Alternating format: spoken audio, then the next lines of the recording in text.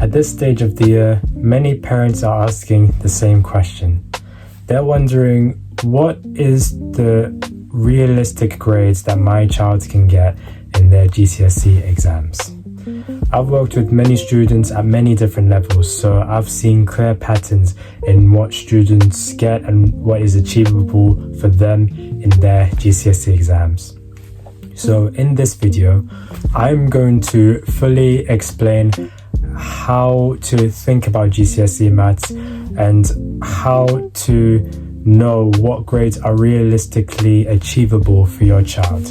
I'm going to tell you what actually determines what is realistic and what is not realistic for a student, and what determines how realistic something is to get to.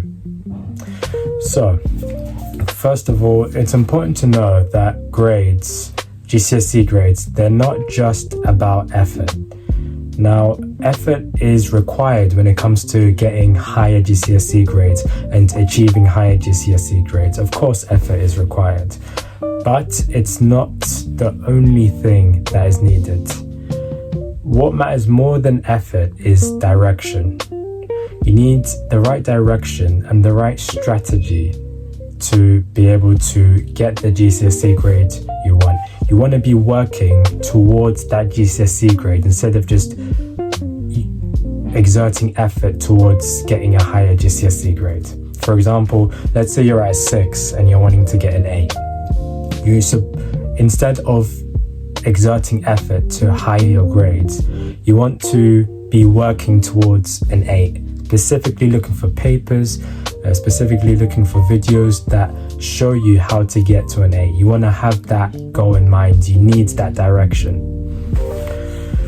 So how do we know what is actually realistic for each student? Well, there are 3 factors that determine what is realistic for a student, what is realistic for them to achieve in their GCSE grades. Now, the 3 factors that determine this are: 1, their current grade level, and that you get from your mocks and from your school. They'll tell you your current working grade, and that's the number 1 factor. Number 2 factor is the strength of the student's foundations. If they have a good foundation knowledge of the subject, especially if we're talking about maths, a strong foundation in maths, then they will be able to do the GCSE questions and to improve, because the foundation is so key. Knowing that is so key to improving. Third factor that determines whether improving is possible is their consistency, the student's consistency in revising between now and the exam. So what is a realistic grade improvement? What is realistic improvement that a student can expect from now to their GCSEs? Many parents think about this, especially before the GCSE are about to come up. Well, when it comes to improving grades, first of all, you have to think about what grade you are at now. So get your mock grades, get your current level working grade, and think about that. Now, if you have that grade and you want to improve by 1 grade, that is entirely possible, and that's very achievable. If you want to improve by 2 grades, then that is achievable, and it can be done, but you need to have the right strategy and the right approach to doing so. And if you want to improve by 3 or more grades, well, that is harder, and in fact that is really, really rare to improve 3 grades from your current working grade. It's very, very rare. If you're wanting to do that, you're going to need a major change. Something major is going to need to happen. Some students don't improve 1, 2, or 3 grades. Some students stay at where they are. Some students do this because they have weak maths foundations, number 1. Weak maths foundations can really hinder a student, because having that foundation knowledge, you need that because if you don't have that foundation knowledge, there's no way you can improve, and there's no way you can handle the same sort of questions but maybe harder versions of those questions if you don't have the foundation knowledge and you know how you got the answers and why you got the answers you got.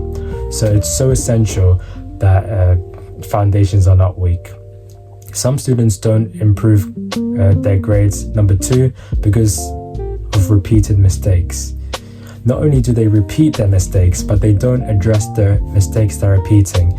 And so it's just an ongoing cycle until they get to their GCSEs and they yet again do those same mistakes and they don't get the higher grades that they want. A third reason why some students don't improve is because they don't have a structured approach.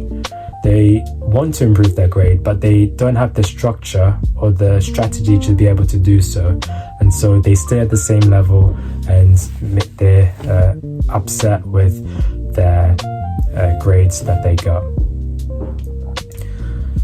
The truth is, improving GCSE grades is possible, and I've told you how realistic it can be and how realistic it is when it comes to your student and how they